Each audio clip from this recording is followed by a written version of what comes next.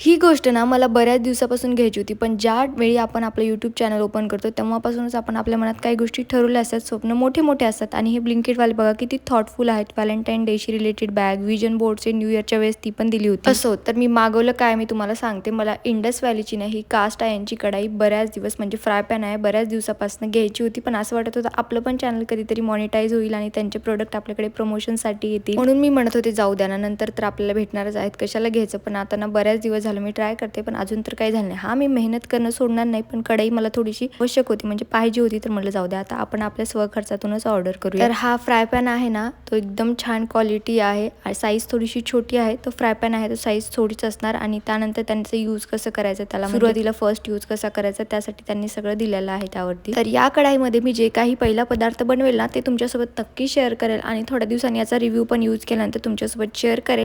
तर चला, तुमच्या सगळ्यांचा सपोर्ट असाच राहू द्या. एक ना एक दिवस आपलं सुद्धा चॅनल नक्की मॉनिटाईज होईल. तर या व्हिडिओमध्ये एवढंच. चला बाय.